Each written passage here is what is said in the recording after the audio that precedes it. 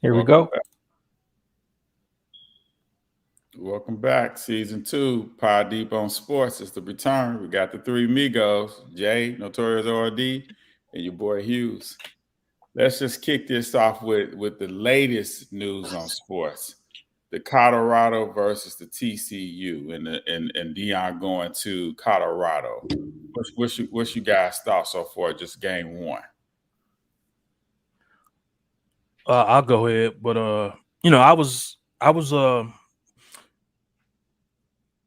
kind of indifferent about it when it first Mm-hmm. happened, but as we got closer and you start hearing all the hate from some of these salty ass white coaches, that's when it made that's when I kind of got behind them. Like, you know what, let me root for this dude. Mm-hmm. So yeah, it was really interesting, and and it's like, why is that? What are the factors behind them being so salty? Is it because Dion and his personality? Is it because he black? What's I'm interested to hear you guys take on it as to why you think he gets the criticism that he gets. But just like overall, yeah, I was really excited. I forgot about the game. I got tired of doing something else, Mm-hmm. so I didn't tune in until the second half, and they was like they were down 35-31 at that point. But I watched it from that point on, and yeah, I gotta say I was into it, man. Yeah, it was. I caught it on YouTube. I actually was out celebrating my mother's birthday, so I couldn't watch it live and stuff like that. And with it being here in Fort Worth, if I can go back in time, I would have planned that out a little bit better and got me some tickets to really, really been there supporting and stuff like that. I was really surprised they pulled that game out like they did. You know what I'm saying? Coming with their record of one win, he really boosted their Colorado team and I would say their school with their first victory, considering TCU played in a bowl, you know what I'm saying? So he need to tighten up on defense. I would say that. I would say that. He can tighten up on defense, That's probably every team though. But overall they look very well. I thought he really rejuvenated their team. He did what they said he couldn't do. He brought them dogs in. He got their squad to play for him. They look very good offensively.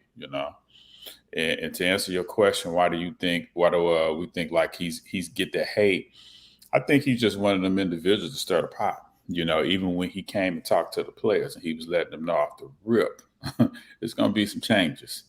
And a lot of them transferred out. But listen, if you got a program that's with 1 and 2, 1 and 12, you're gonna need to do some changes. You're gonna have to mix it up a little bit. And at the end of the day, even though it's just one game, you know what I'm saying? He was right. He shook that shit up. He brought in what he needed to bring in, and they've already proven themselves. But the season's not over with. The season's not over with. The road, they got their bulls out on their back. You know what I'm saying? The son kicked off start off a good season with throwing over 510 yards. You know what I'm saying? Passing. So they just got to keep their momentum going and stuff. What's your thoughts on it, Jay? It was a good game. I watched most of it. Uh, Good back and forth game. Um, that's all I have to say about the game. We saw the highlights and saw the game. The offense was good. You're right. The defense is bad. I think they probably going to lose the next game. They play Nebraska next, right? Yeah, they play Nebraska next. They probably Yeah, Nebraska's no good though. no good. I thought Nebraska used to be good. Yeah, they used to be 20 years ago, but they Colorado Colorado gonna be favored in that game. Mm, that's okay. That's interesting. Yeah, yeah, because they That's Nebraska because they lost. just came into, yeah. So Colorado's ranked now. I forgot where. I don't know if they're number 25 or what, but they're ranked now. Oh, that's And that's like good off one Nebraska, game. hmm yeah. That's good. I'm sorry, Jay. I mean cut you off. No, it's okay. I was trying to find Colorado's record last year. The I one and think I'm 12. 1-11. not Colorado. I'm sorry. My fault. Nebraska. Nebraska. Mm. Oh yeah, Okay. Nebraska they haven't been good for a long time. I'm thinking about 1995 Nebraska then. Yep. Do Yep. my own. Okay. So They might so win. Colorado has a good chance of being 2-0. So what do The you think? Go ahead. So I was just gonna say the only thing, and I guess this is just be being petty or nitpicking or whatever, but the only thing I would have liked to seen different, I would have liked to have seen less celebration. I would have liked to have seen less "I told you so's." You know, so if you and this is just me thinking, if you really felt like you were going to go in and win that game, then afterwards it's like, we did what we supposed to do. So we're not gonna be turning cartwheels and jumping all around, beating our chest. We came out, we got a victory. This is what we came to do. You know, on the next week. So that's I wish I would have saw more of that because and he and Dion he engaged with the report with the media more. With the "I told you so's" and "do you believes" and shit. So to me, now you got to keep that same energy every game after that, especially when you lose. They gonna be coming for you. So I mean, but he seems to have the personality to where he's comfortable with that. But if it was me, I just would have hey, we came here to get a victory. That's what we did. You know, we did what we supposed to do. No, But no big deal. but you need that attitude. You gotta understand, man. They come from a losing program, and they got a victory on the road, and they No, did no, it. They're coming from behind. that's not true. They didn't come from a losing program Colorado was because 1-11. and none of those players are on this team. It does not matter. It's what you It represent. does. It does matter. If I'm Shador Sanders and I'm Travis Hunter, what happened last year have nothing to do with me. Because what did they do last year?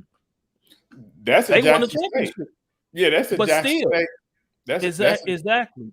But it That's a doesn't matter Jackson. what somebody else did. That's a Jackson State. The way I look at it, that's a Jackson State on what they call a small level HBCU.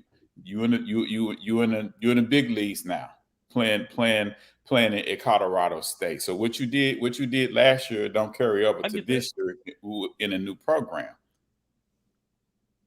But if you've never lost a game and you go to a team that always loses, so do you automatically assume that culture? No, you're a winner.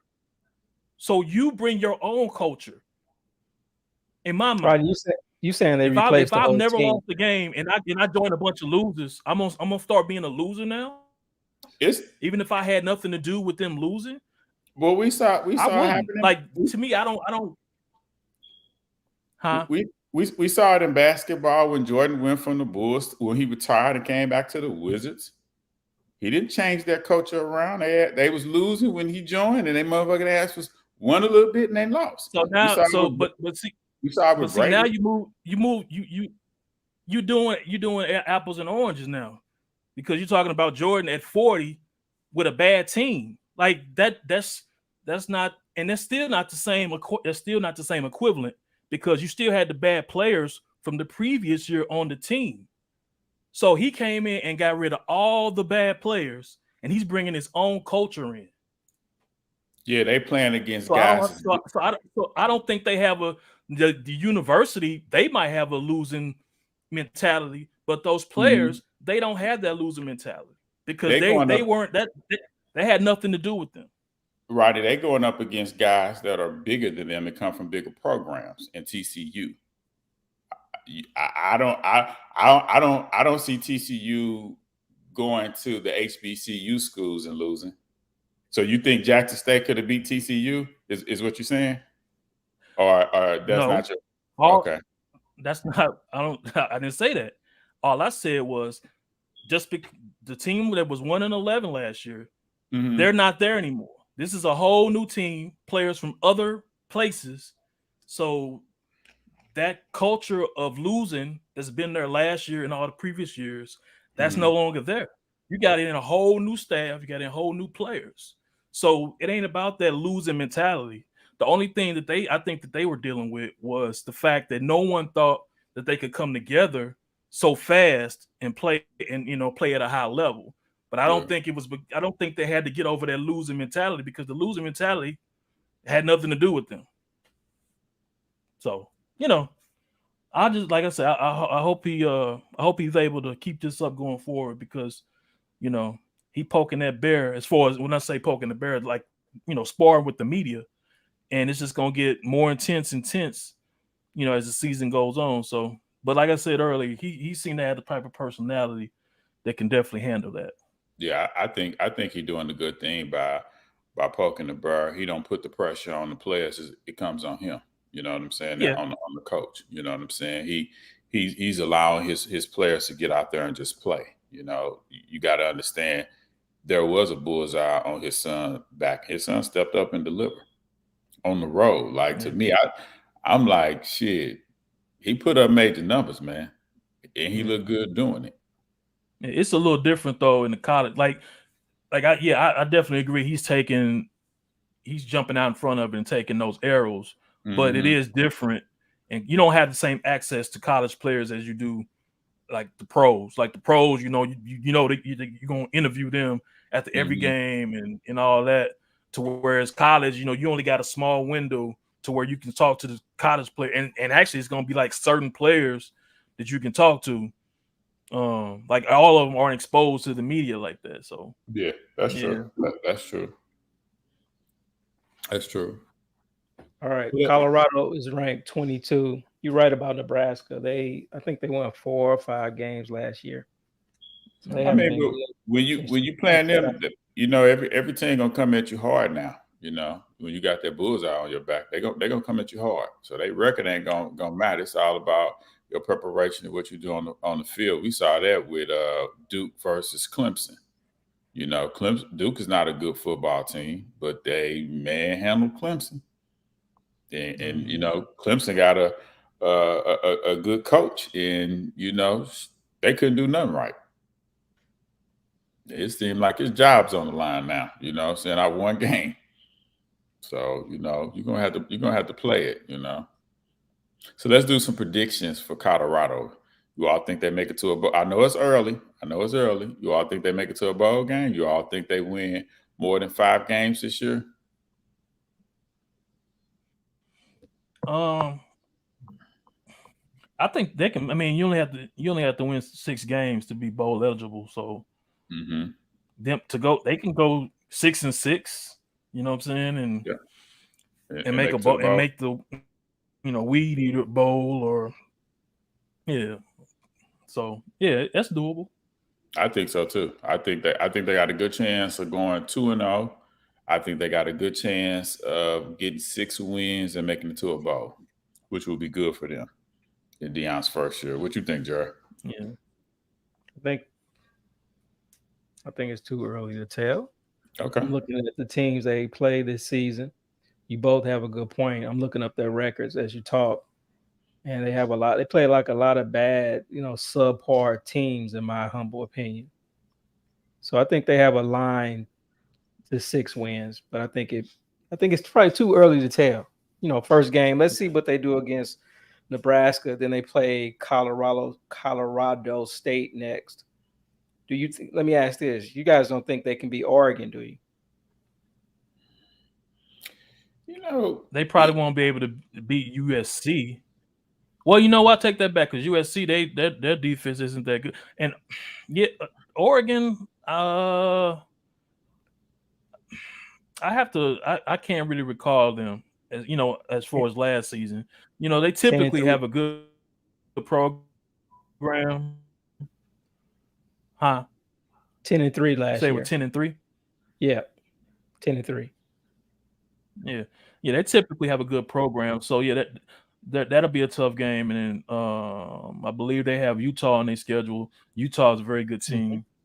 So Utah, Oregon, and USC, those are their toughest 3 games of the season. I think everything else they can definitely be competitive with the other teams on their schedule. Yeah, I think they got a potent offense. I think they got some weapons. Yeah. 6-3. Yeah, they have a way to get to 6 games. So yeah, I can see it. I can see it happen. Yeah, So, that's right. it's definitely going to So be it an means interesting season. they have to win next week against Nebraska. They got to take advantage of these other teams when they're down. So stack up as many wins as they can because, like I say, they do got about 3 tough games in the future. Yeah, that's true. They definitely got to calm down, stay motivated, stay confident. That win against TCU should really like let them know that they can play with anybody, but just prepare and stuff like that. Tighten up on defense, continue to push that ball on offense, and don't do no turnovers. Mhm. Less of the turnovers. Let's move over to the NFL. We got Lamar Jackson with ODBJ.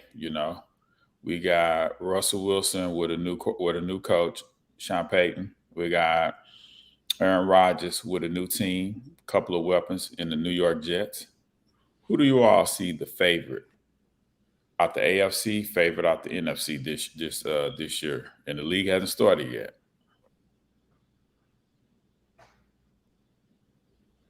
I go first. NFC, I got the Eagles. NFC, I got the Eagles coming out the NFC. The AFC, I really think Denver is going to make a run. I think Kansas. Well, I think their tight end Travis Kelsey may be hurt, so maybe it'd be Buffalo. Maybe this year is for Buffalo. Buffalo and Denver. Those are my two pick between the two. I'm a Russell Wilson fan, so I'm always ride with him. So the bias there, that's what it is. What you got, Jay? What's your picks this year? NFL. Who you favoring? NFC and AFC. Just throw Repeat. some teams out. Chiefs. Okay. And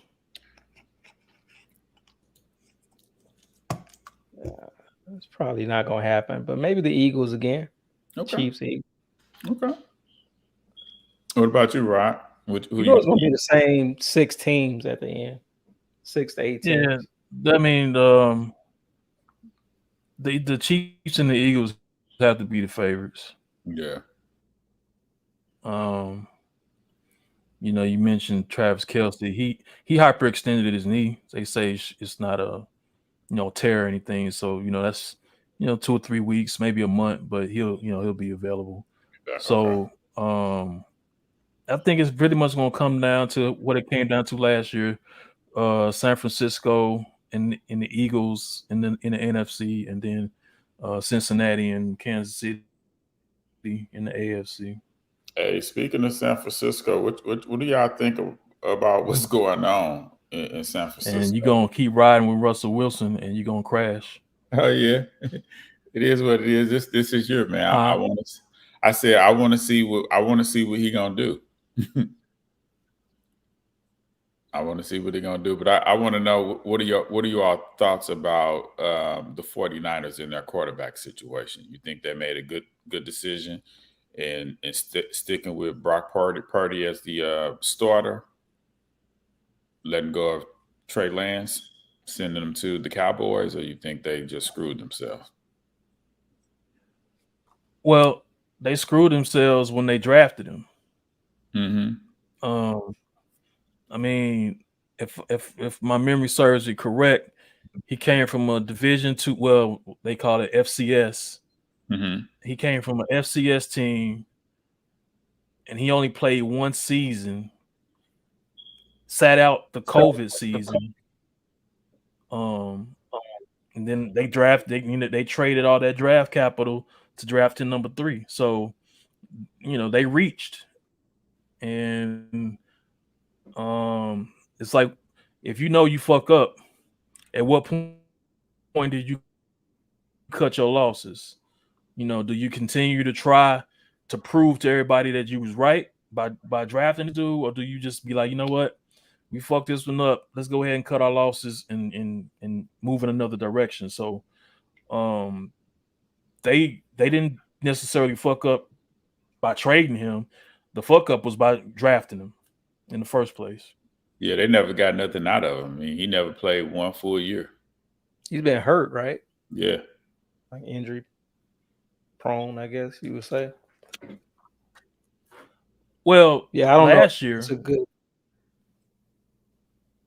yeah, he got hurt last year, but he got beat out before that by Yeah. Garoppolo. Yeah, it is. So, Yeah, I think they screwed themselves. I think if Purdy get hurt, which he did last year, I think their season's over with, and it's a 80% chance he gets hurt. And I don't think they yeah, have a good plan B. but if he ain't the plan B either, what's the sense in keeping him? Well, you had a guy that I don't know, man. It's like that was a bad pickup to me. To me, he didn't seem like he fit their system. Who? Lance. Yeah, that's what I say. That's why they fucked. They didn't fuck up by trading him. They fucked up by drafting him. Yeah, he didn't seem like he fit their system. Yeah, so you know, you gotta cut they the try to loss give like him every opportunity. Yeah, and the Cowboys are getting him. I don't know what that does for them. You know, like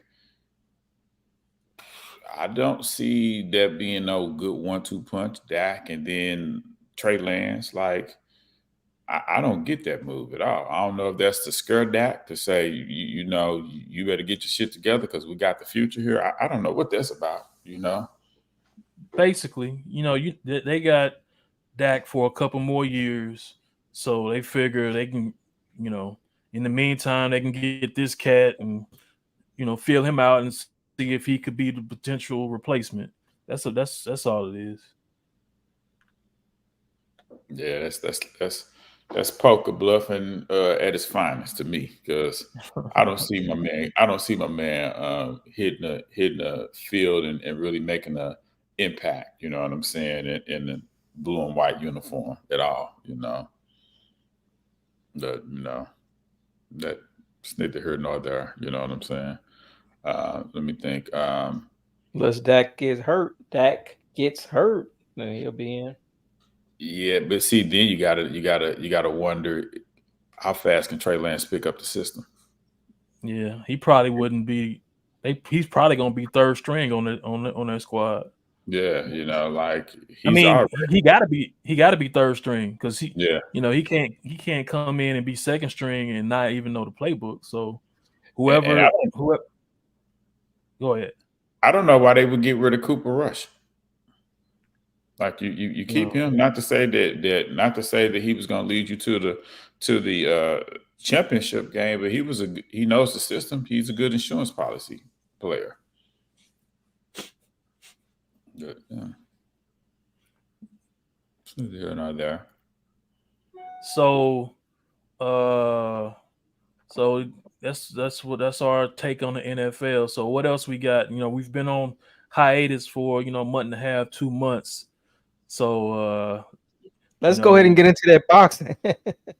That's what I'm about to say. Quit tap dancing around and go ahead and get into it. So since we've been gone, the fight of the year, as in, not necessarily the fight itself, but just getting two guys in the ring that's been dancing around for years. That finally happened back on July 29th. And, as we all know, Bud Crawford prevailed. So I'm gonna let Jared take his victory lap, because he is the biggest Bud Crawford supporter.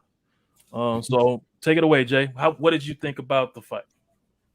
As you guys know, I love the underdog. I cannot help rooting for the underdog.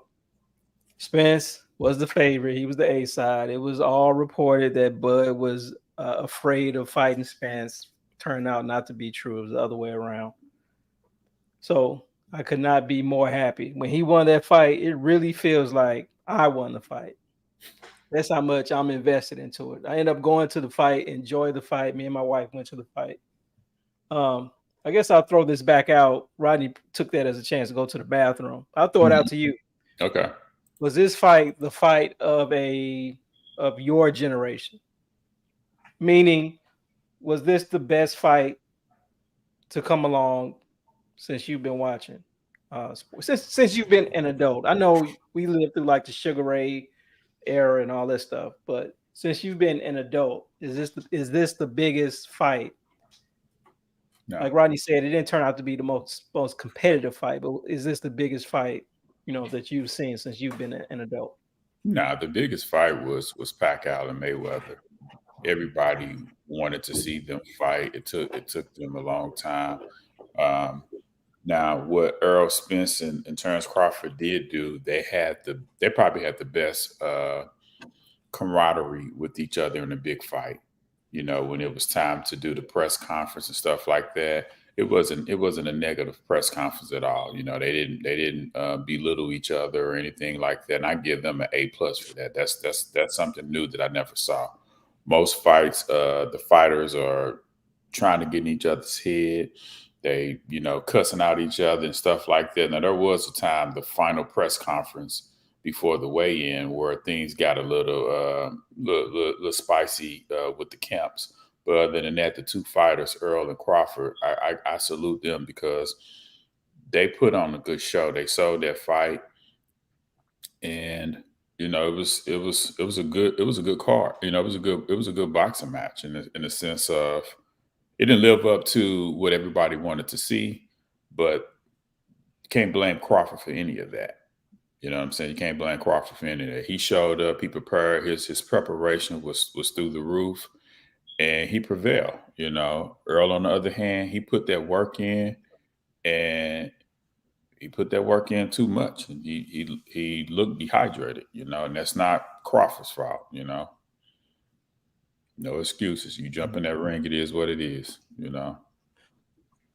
you go. Um, You want to refute that, so right? yeah. As far as this being the biggest fight, like Squeak said, Pacquiao Mayweather was bigger as far as the anticipation. But there are some other fights that's right up there that I don't know if this fight beats those. One, Tyson versus Lennox Lewis. That was a huge fight that people wanted to see. Heavyweight though. I mean, you say he didn't classify what weight class. Yeah. So, Tyson versus Lewis, that was huge. That Mayweather De La Hoya was huge. That had the record before Pacquiao and Pacquiao Mayweather, if I'm not mistaken.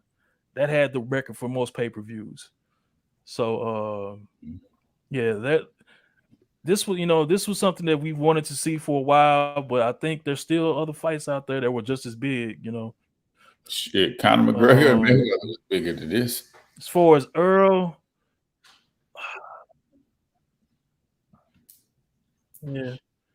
yeah, I didn't look the way, I liked Errol. I always thought he was the better boxer, just a better boxer. So when I was asked which way I was leaning, I was all in Spence's corner.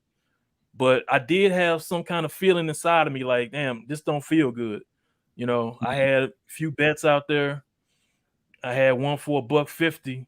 It was for 100. And if my guy get knocked out, it was an extra 50. And 2 hours before the fight, dude called me and be like, hey man, no bet. You know what I'm saying? So I was like, man, that's some whole shit. But at the same time, I'm like, thank you, because I really didn't have a good feeling about this fight. So when it went down the way it did, it was like, yeah. Nah, I just didn't. It had nothing to do with how he looked. I just didn't have a good feeling about this fight because he hasn't been active enough, and he's had too much trauma in his fucking life to where you can just continue to bounce back from that shit, from the detached retina to the fucking accident. It's just like, at some point, his body gonna catch up with him. He was able to, finesse his way through a couple of fights. The Garcia fight where he was clearly the bigger fighter and he kind of bullied him. What was that fight after the accident? That was The directly Garcia after. fight? That was after the accident, wasn't it? Yeah, that was the first fight after the accident. So so he was able to get in there with a smaller guy and kind of look similar to himself. He did he have a hard time with Ugas? He was anxious. He got caught a couple of times. His mouthpiece got knocked out, but his mouthpiece got knocked out with the Garcia fight. A little unfocused. So just all of that, all of that kind of just, I guess, was in the back of my mind. Like, this dude, he damaged goods in a way, in a sense. So, he came up against a determined fighter, and that was the best fight of Bud Crawford's career, hands down. Like, he hadn't looked that good against nobody. Because Errol made it easy. And the guys he did look good. Yeah, he was getting knocked off balance. I mean, he didn't have no coordination. It looked like he getting knocked down by jabs and shit. Like, damn, this nigga can't get his feet. He was weak, like I know when I saw the weigh-in, they both looked drained, and I didn't think anything about it. But when they walked into the arena, Crawford looked really good. He looked like he filled out. When they put that camera on Errol, I was looking like, okay, that's my man. Like, I was doing like this, but I'm like, he looks sleepy. He did the interview with Jim Gray, and man, I'm like, okay, he kind of looks sleepy, but that's my man. He about to do it. When he got up in that ring and they took his vest off him, I was like, man, he looked the same way he did Friday. Like, I was expecting him to like fill out or something like that. And I didn't think nothing of it, so I'm still just, I'm still like, come on with it. When that bell rung and I saw how slow he was coming out there, I said, I don't know how this is going to go. Like that first round, I didn't see it. I didn't see it at all, man. And I think Crawford gave him a discount ass whooping because he literally could have did way more than what he did, because Errol didn't fight his way to 9 rounds. Crawford carried him to 9 rounds. That's the worst I ever. Like, if Errol would have looked like that fighting Danny Garcia after the accident, I think I'd have been like, yeah, he damaged goods.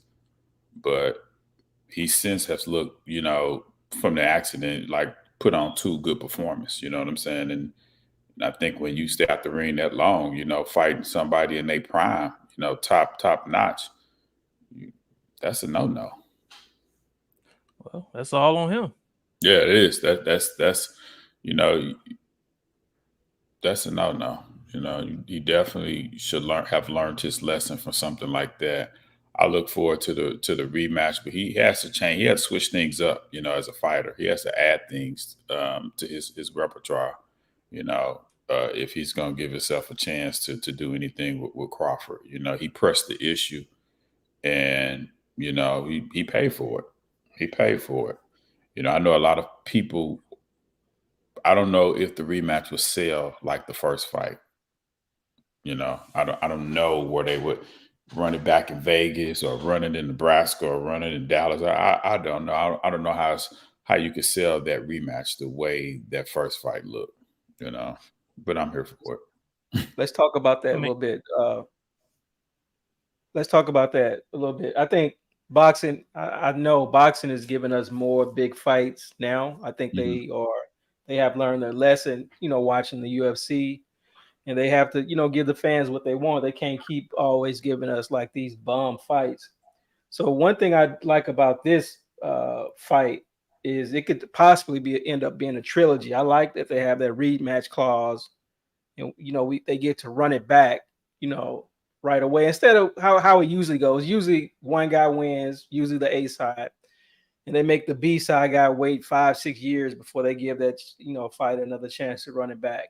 I think it'll be the same outcome, but it's still a big fight. The rematch is still a big fight, so I like the fact that they have that built-in rematch clause. How do you guys feel about the rematch? You see it going the same way or different? How do you feel about the rematch? So what is it gonna be at 154? 154. Yep. Okay. I guess I gotta go with Crawford until proven otherwise. I know Squeak has pushed all his chips to the middle of the table on this rematch. But yeah, I gotta go with Crawford.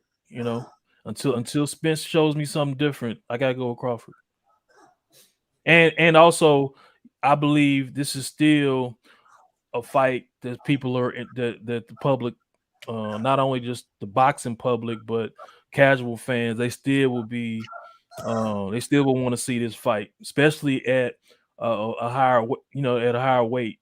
So, because you're gonna have people, maybe Squeak is one of them, who are gonna think this Errol is going to be much stronger, and he's going to look much more like himself, at 154 than he did at 147, and he didn't have to drain himself, and he ain't fought in so long. So this was going to be within 3 months. So, he won't have any of those excuses to lean on. But yeah, I think it's still a good fight, and I'm gonna go with Crawford until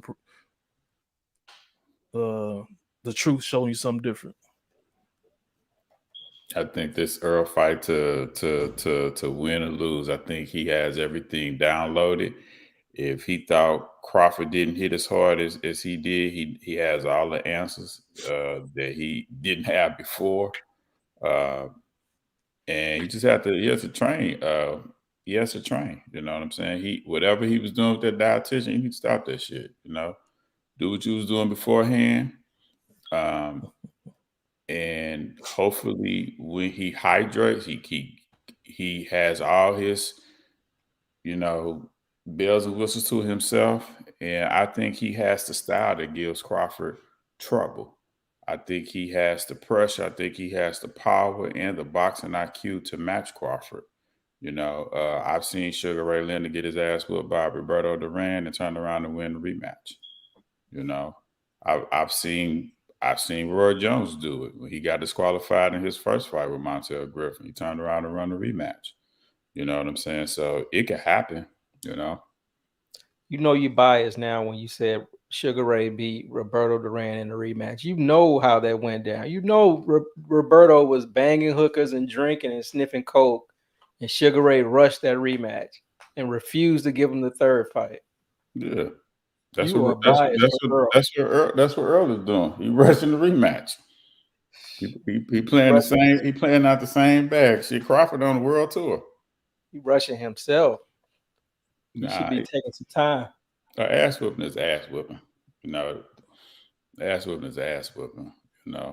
So it is what it is on that. Yeah, I think he need to. He need to get his ass in the ring. That's one of his problems. He too inactive. Yeah, that's what it is. When is it? December? Yeah, it hasn't been announced yet. But in that first fight, I saw Crawford push him away with one arm. I was like, oh my God. Like, it was like, man, yeah, I've never seen that before like that.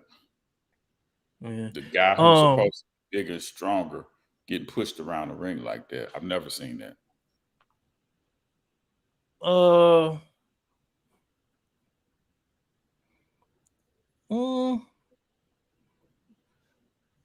Holyfield and Tyson. I mean, I know Holyfield's bigger than Mike. I know he's taller than Mike, but Mike was considered the stronger fighter. But Holyfield bullied him and pushed him around in both fights. But Mike Tyson had just came out of jail, so he was kind of in an inactive. He's kind of in an inactive situation, like like what it was. It wasn't. it wasn't Mike Tyson in his prime when they fought. It was Mike Tyson straight out of jail. But see, now we moving that goalpost again, because when he got out and was knocking motherfuckers out and won the belts, he was Iron Mike. Nobody was saying shit about jail. Man, but then he get his ass whooped, and it's like, oh well, he got out of jail 3 years ago. So how can you expect him to be, same Mike Tyson? Motherfuckers was okay, but motherfuckers wasn't saying that until he lost. When he was winning, when he was knocking out Bruce Seldon and Peter McNeely and all these bums they put in front of him. That's all he was doing, knocking out bums. Well, that's all he did his whole career. I mean, he had a couple of decent fights, but in between there, he had a couple of decent opponents. But yeah, you're 100% right. He knocked out a bunch of bums, a bunch of subpar heavyweights. He did. And the big names that he has on his list as of beating, I don't think he would have beat. Like if him and Larry Holmes had came around the same time, I don't think he beats Larry Holmes. Well, that's evident as Larry Holmes in his 40s took him to 7 rounds or something like that. Yeah. So, but Larry Holmes that's a notch on Mike Tyson's belt. You can look at his record and see that he beat, the heavyweight champion for how long? Shit, he was champ for like 7-8 years. Cool. Holmes. I thought Holmes was champ for damn near wasn't it longer than that? Like he got it from Ali. No, he didn't get it from Ali. He defended it against Ali, but I think he got it at like 78 or something like that. I thought he was the longest ran champion. Heavyweight champion. He got the belt in like 78 or 79, and he lost to Spinks in 85. So about 7 years he had that belt. I thought it was longer than that. Maybe that's Joe Louis that had it the longest. What was I gonna say? I happened to catch I don't know if y'all saw it, but Shane Mosley, he doing interviews on one of them podcasts, and he's talking and he's just talking about Mayweather. Yeah, and he was talking about Mayweather and how if they were in the same era, Mayweather wouldn't have existed or some shit like that. Did you see it when he said that? Mm-hmm. Like, nigga, y'all wasn't the same age, obviously, but y'all motherfuckers in the same era. And it just proved to you how delusional he is. He had one round. He seemed like he punched drunk. Yeah. He had one round where he hit Mayweather with 3 to 4 right hands. Second round. You would think that, okay, going forward, he's gonna catch Mayweather again. He never did. That in that same second round, after the last right hand landed on Mayweather, he recovered. He started walking Shane down. He had already made the adjustment and made it so Shane didn't even attempt to throw that damn combination no more. He didn't even attempt to. He couldn't outbox him.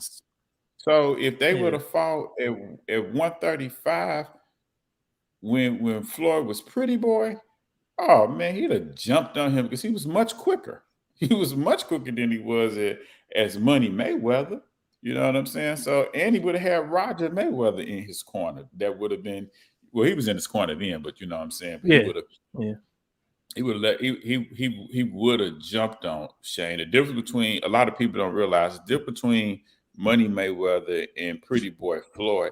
Pretty Boy Floyd went for the knockout. Mm-hmm. Money Mayweather just was there for the entertainment. If you pressed him, maybe he'll step up and put you in your place. But he was there to go 12 rounds with you. You know what I'm saying? Yeah, 12 rounds, get a decision, and cash his check. Pretty Boy wasn't like that. Pretty Boy, you had to know how to fight to survive with him. He was stepping to you. He was stepping to your ass. He made you pay. So I just wanted to. My bad. I just wanted to bring that up because I had ran across it, and it was just like, it's like you say, it's so delusional that it's funny. Mm-hmm. he was talking about how he hurt him in the second round in the bell ring, so he couldn't get at him. So you had to wait to the third round, and then he talking about I couldn't get him. I was tight, so I wasn't able to do what I wanted to do. Like, nigga, it was fucking 60 seconds ago. You mean tell me you can't get him with another right hand? And that was a Like, lie. He hurt Mayweather in the middle of the second round. It was plenty of time left for him to go for the knockout. Well, I think he was talking about the second one when he made him crip walk, because he caught him, like you say, he caught him in mid round, and then he caught him like 20 seconds later with that second one, and that's the one that really buckled his knees. If you go back and look at that fight, he threw that same combination in the first round and missed. His glove he missed so much that his glove actually he fell and hit the ground. It wasn't no knockdown or nothing like that, but he made the adjustment in the second round. He tried it twice in the first round. By the second round, he ended up throwing the right hand at the same time he threw the jab. That's something they don't even teach you in boxing. You bring one back and then you throw the other. He threw them at the same time. That's what caught Floyd, but I give him his props, because when I was in Vegas watching that, hey, I thought he was finna knock my boy out. I ain't gonna front. Yeah. I thought he's finna knock my boy out. He delusional though. I like Shane. He delusional. Yeah, like I say, the nigga sound like he got a little Tommy Hearns going on. He spreaded the rumor that Crawford and Spence once sparred before the fight. You know what I'm saying? And that came from Shane.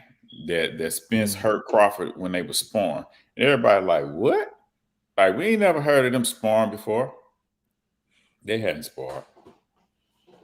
But that was Shane that let the cat out the bag and said that,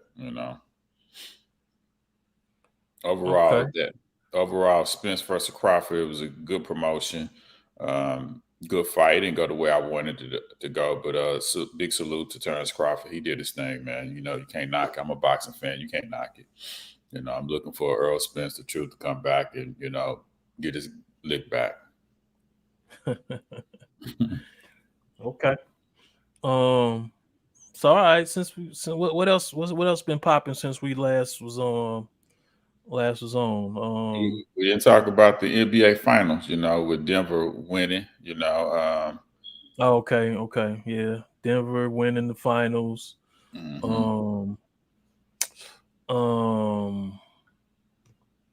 Shannon Sharp and Skip Bayless, they're split. And now, we've got a chance or opportunity to see both shows. Well, yeah, we got an opportunity to see both shows and kind of give our opinions on that. I can't deal with Undisputed no more. I'm not a Michael Irvin fan. I'm not a Keyshawn Johnson fan. Richard Sherman, I really haven't. Not. I guess I can say I ain't a fan of his either. So I just can't watch it. And one thing that you might not even really trip off of, but like they got Skip moderating now, and that's not good for him. Yeah, like they got rid of old girl, or either she left, however. I think they fucked up with that. Like, Skip shouldn't be the mouthpiece. Like, you still should have somebody to swing it to him so he can have his takes. But now he's having to introduce the show and all the topics and shit, and that ain't his lane. So I think that's slowing up the show from my perspective. Yeah. And as far as Shannon and Stephen A, not the biggest Stephen A fan. So Shannon, he's being who he is, and he's bringing his energy. But I don't know. I'm still kind of on the fence with what they're doing also. So in my mind, neither one of them is really standing out as being like, okay, you can say that Undisputed is better, or Stephen A and Stephen A and Shannon are better. It's just I'm kind of on both of them at this point. Shit, not me. So I read Stephen A. Smith book, and that kind of really bring things full circle with me on him. I have a lot of respect for him. I like him and Shannon being paired together. Uh, I like when I watch Stephen A. Smith guest appear on Club Shay Shay. I thought they had a great interview. I thought they had great chemistry. I like the fact that Shannon was nervous yesterday and kept calling Stephen A. Smith Skip. He said at least about two times and stuff like that. So far, it looks like Shannon would be on First Take just Monday and Tuesday. Hopefully, they extend that because I think he brings something special to the table. You can see Stephen A. Smith playing nice. He wants Shannon to win. He's trying to provide an outlet for Shannon. When I go back to Undisputed has lost what it is. It's not Undisputed. That motherfucker has lost just like my boy Errol Spence lost. You know what I'm saying? They got an O on their record, and their new format, I'm not a fan of it. They don't have the best analysts on the show. They just have a total of 3 former football players with Skip. So maybe Skip is still cooking. Maybe he cooking. Maybe when basketball season comes, he'll push that lineup out and bring in the basketball lineup or something like that. But that chemistry didn't work for me at all. You know what I'm saying? It did not work for me. So if I'm gonna give grades for Undisputed and give a grade for First Take, I'm riding with First Take. I like what they brought. I like Shannon's energy with Molly. Molly seemed like she has a voice more so now than she had before. You know what I'm saying? I like Skip and I like not Skip, but I like Stephen A. Smith and Shannon going back and forth. Interesting topics. Skip's talk about the same thing. Cowboys. Aaron Rodgers, and he'll sneak in Tom Brady. It's the same topics.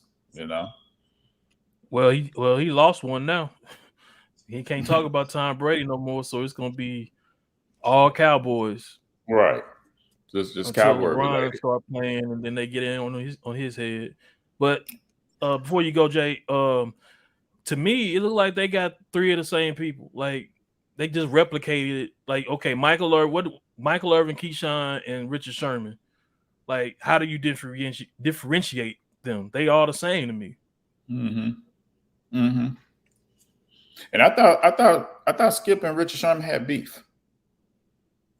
Yeah, they did. Okay, so if you had beef, why are you coming on the show? It's not real beef. Shit. I mean, I thought they was just speaking out to us. I thought it was real, Jay. No, that shit was real. Just like with Jalen. Crazy. I know. Just like with Jalen Rose, it was like the Jalen Rose Skip Bayless thing. Like that shit wasn't staged. Yeah, it's just they probably mended that fence, offered him a check. And he's probably like, "Well, I'll come on here and talk with you." So let me ask you all a question regarding that. You all have a disagreement or like a little mini beef. Can you all see yourself being put in that position? Taking a check to work with somebody that you don't really rock with like that? It depends on how big the check is and the beef size, how bad the problem is. Yeah. What happened, to where we fell out, did you fuck my girl or something, or you beat me out of $100? I mean, it all depends. Listen, I need money and I want money too, but that's like a clearly you getting used. When I look at Richard Sherman's situation, it's like you getting used. They didn't invite you on when Shannon was there. They need you. They weren't looking at your expertise. And he used to always be treated and be on point sometimes with things he would say. So, what about your boy LeBron? What? When he went back to Cleveland? Because he had beef with the owner? Yeah. He kind of swallowed his pride and worked with someone who had called him everything under the sun, from a quitter to, just he just talked all about this man because he left. And then 4 years later, you're back in Cleveland playing again. Listen, he tried it, and shit didn't work out. He left twice. Well, I'm forget the second. The way he left the first time, and this man pretty much was on some slave master, you a slave type shit. How dare you leave me? And you this, you that, you're a quitter, you quit on your team, whatever. How can you 4 years later, how can you reconcile that as being LeBron James and go back and play there at Cleveland? Mm. Yeah, only way I thought he did it was due to a goal that he didn't accomplish, that he set out to accomplish, that he didn't achieve. Let me say that. And, I think he swallowed his pride based on that, Could you? I don't know what was said.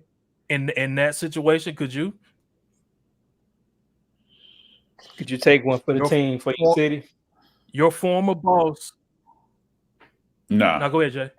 I hold things personal. You know what I'm saying? Like I'm not that mature on that level, if that makes any sense. What he did, it was egregious. What he did, that's a slap. It was very disrespectful. You know what I'm saying? I don't know if I could have swallowed my pride to do that. I probably would. Mm-hmm. Let me get my take on First Take. Undisputed. Okay, First Take versus Undisputed. There's a lot of like racial hate for Skip that people blatantly, say he's a culture vulture using the black man, for his own betterment or whatever. So I think that drives a lot of like hate people have for Skip. I'm not really into the show that much to hate him on that level. I don't know the ins and outs that well, but when it all boils down, it's just guys telling their opinion about sports. So it's just not that big of a deal to me. I could watch either show and be fine.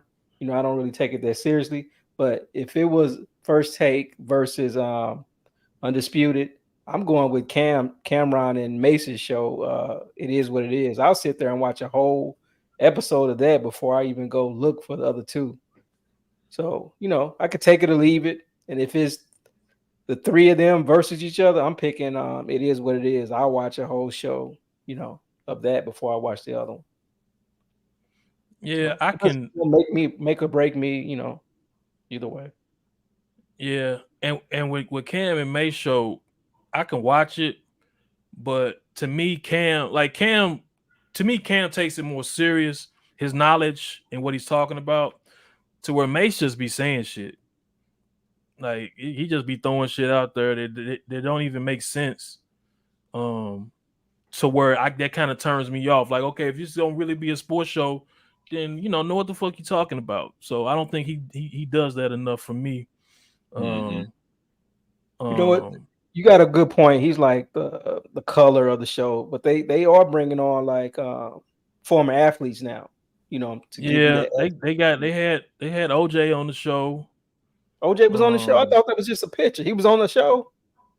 From what I saw, I don't know if they posted the actual video yet, but they said that because they had Antonio Brown, his blue crazy ass looking crazy. They had him on there. So dressed like I think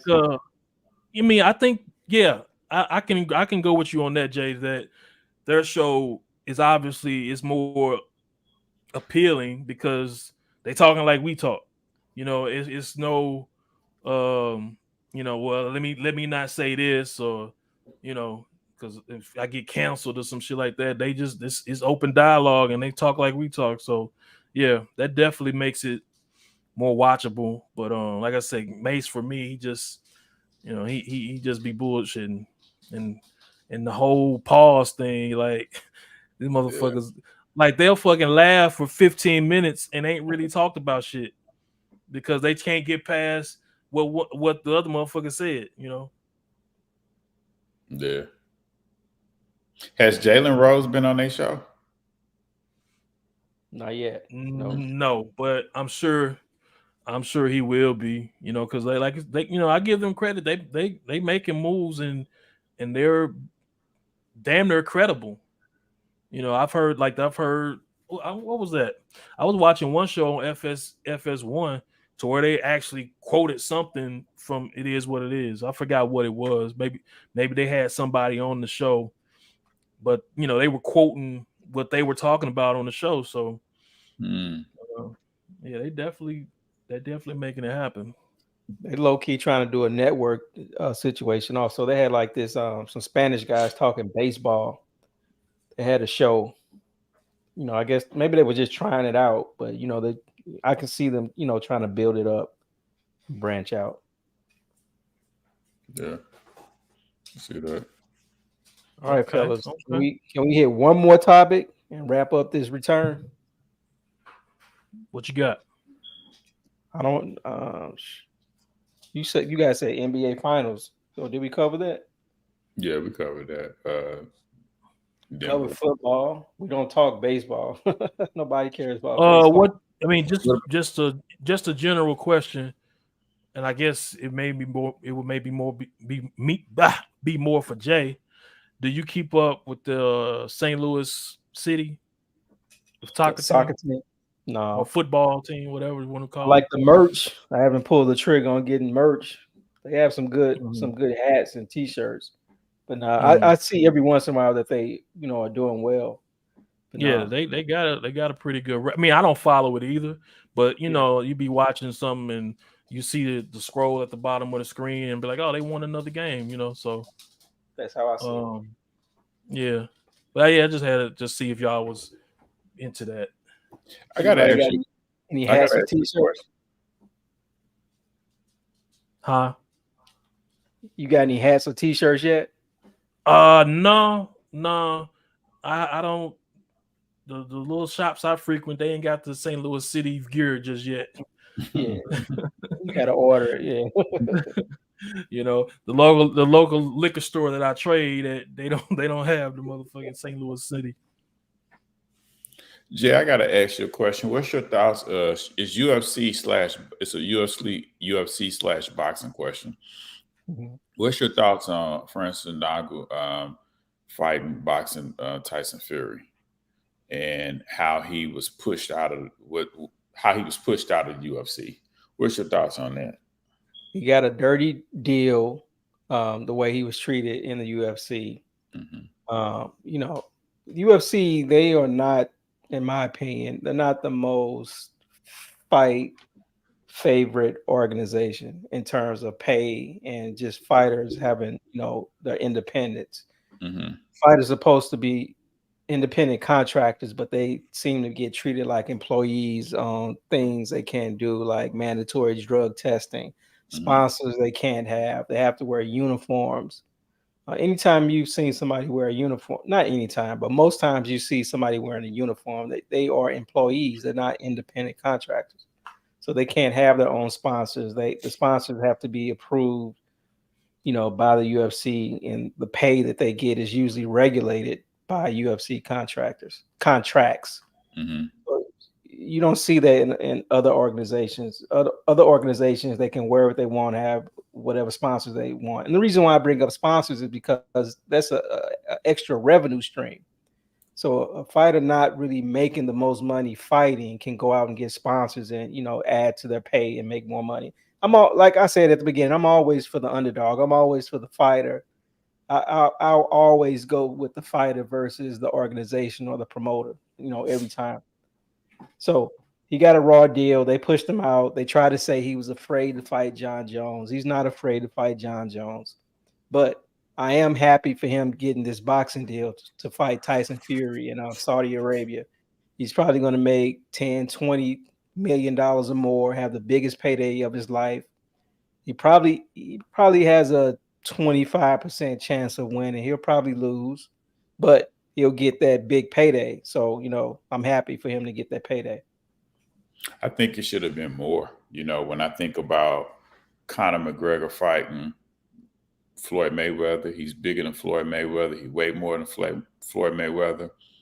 But Undanga was fighting Tyson Fury, who's 6'9". He not Yep. bigger than him. He don't punch harder than him. You know what I'm saying? And shit, that ain't a lot of money compared to what McGregor made to fight somebody smaller than him.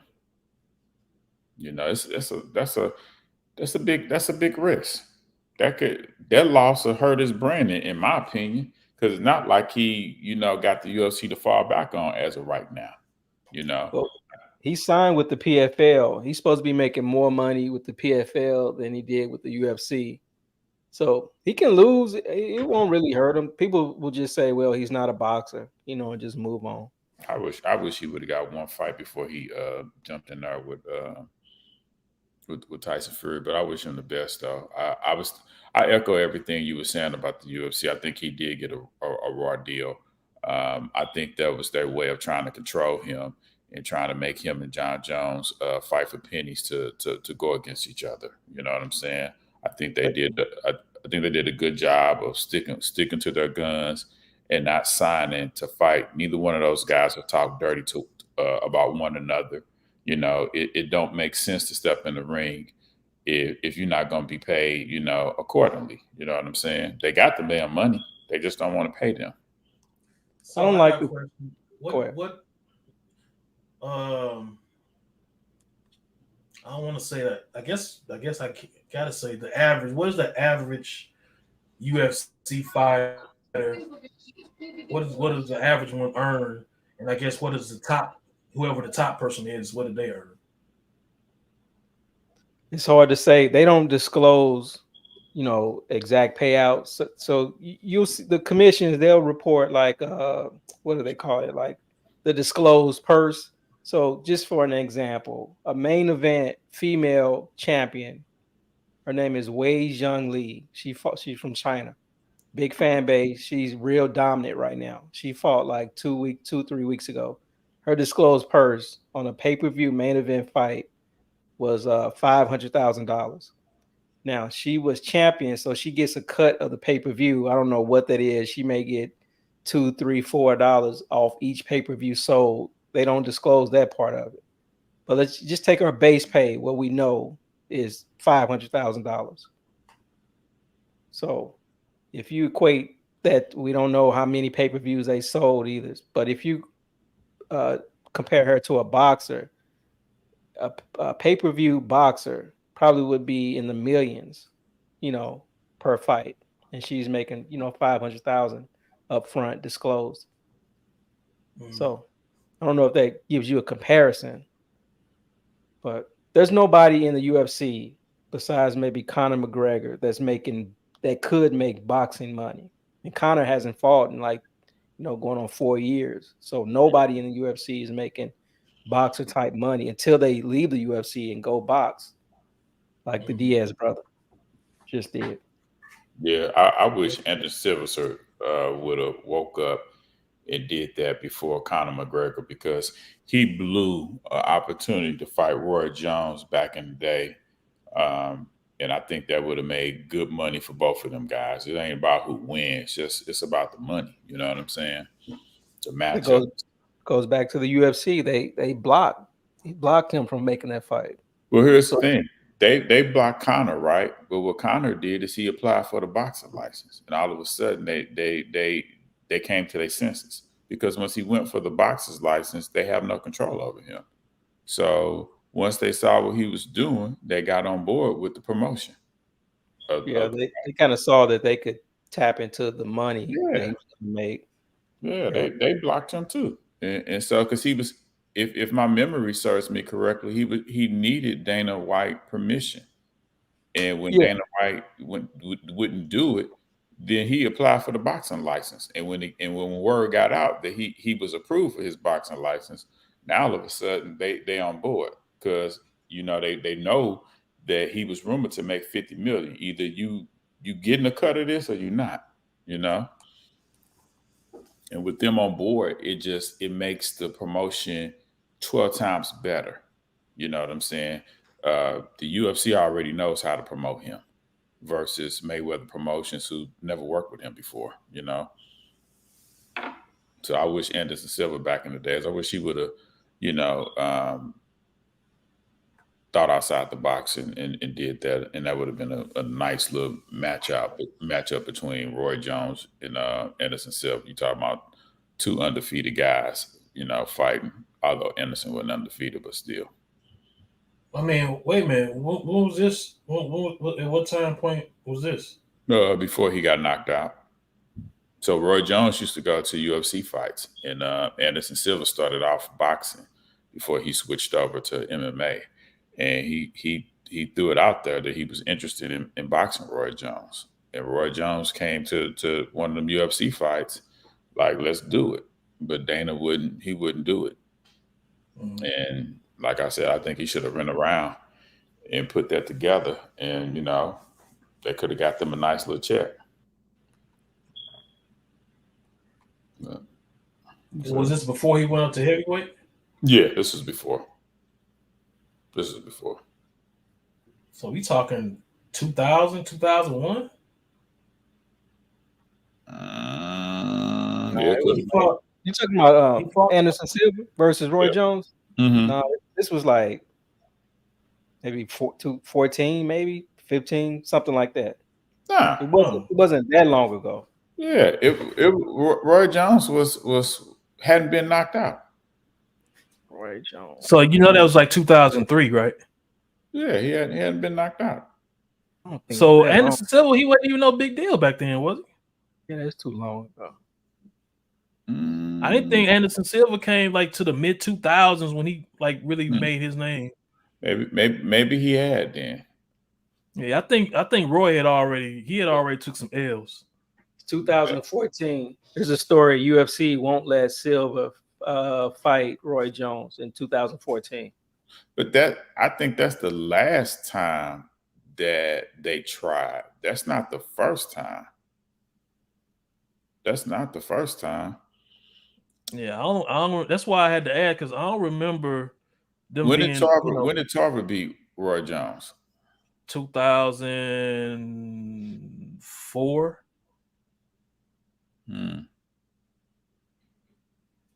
Are you saying Anderson Silva came after that, like 2000? Well, I'm just saying, like I don't recall him being like that big of a deal at that time. I could be wrong on that timeline. No, it's more 14, 15. Huh? No, like the Roy Jones Anderson Silva talk was like 2013, 14, 15. Yeah. Okay, that makes sense. That ain't no big fight then. Anderson was still hot. He was still hot back then. Yeah, but okay, maybe I just got it mixed up then. Yeah, because you know who Rory's going. Well, Rory's going to try to fight Tyson.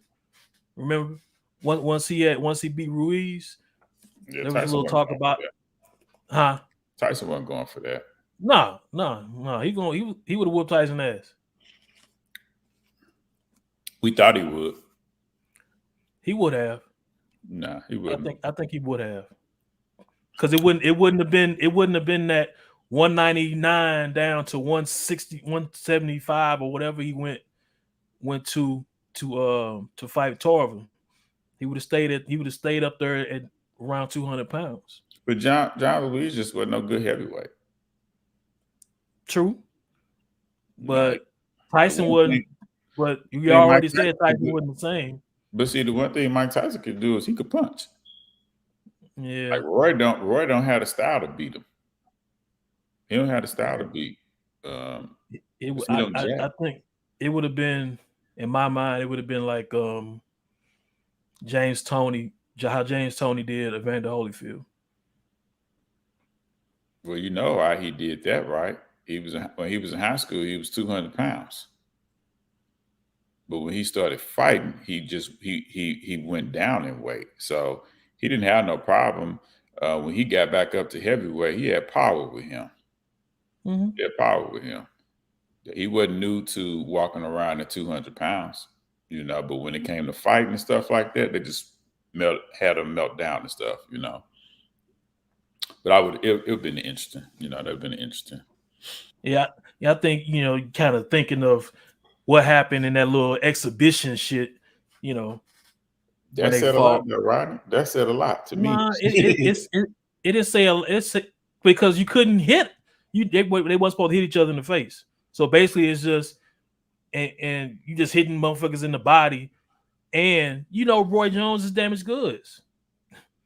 Once Tarver knocked him out, that nigga's jaw was glass from that point on. I don't think Roy could take Mike Tyson punch in his prime. That's just me, Yeah, I don't think. I think he probably wouldn't want to be in that position to take that motherfucker. Yeah. Yeah. But you gotta understand, at that particular time, Roy Jones was at the top of his game, and Mike Tyson was nowhere near the top of his game. That's a fact. That's a fact. So that's why I'm saying at those particular where they were in their careers, I think he could have made Mike Tyson quit. I once thought like that. I don't think like that no more. I once thought like that. I sure seen him quit a lot of times. Yeah, me too. But those are bigger dudes, though. I get it. Those are bigger dudes. I mean, Lennox Lewis was, but that Danny Williams cat wasn't that big. What is his name? Man, shit, no. He like 6'3". Mm. Every bit of 260. Okay. Shit.